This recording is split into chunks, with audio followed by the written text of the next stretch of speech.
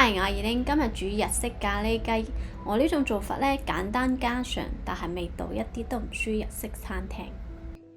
咖喱磚呢，一定要用呢款 SB 嘅，唔同顏色呢係唔同辣度。我慣咗買呢款綠色微辣嘅包裝，金裝嘅話貴啲，但係我覺得味道同普通款冇咩分別。一田啊或者AEON啊都有得賣嘅。1/4個洋葱就得啦，切成一嚿嚿。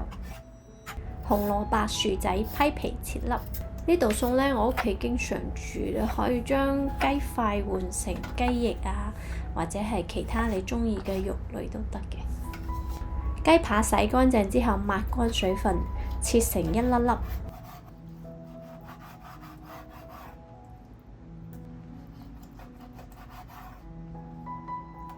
落少少鹽、白胡椒粉、少少紹興酒，唔加都得嘅。熱鑊落油，將雞塊擺入去平底鑊嗰度平鋪佢，大火煎好一邊，跟住再反一反。大火煎到變色之後，再反另外一面。兩面煎到變色之後，將洋葱擺落去炒一炒，再擺入紅蘿蔔同薯仔粒，轉入珐琅煲，跟住再加水。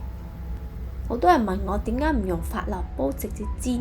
珐琅煲真係煎嘢真係好唔方便㗎，佢會黐底㗎，所以都係用平底鑊煎好再擺入去好啲。加入滾水，啲水呢唔好過材料面，因為一陣間啲食材呢仲會出水嘅。冚蓋大火煮滾佢之後，轉細火煮15分鐘。煮好之後就擺入咖喱磚，開中火。呢度呢擺咗3塊咖喱磚，如果你中意濃啲嘅話呢，咁就可以擺多1塊。咁樣就可以一邊煮一邊收汁。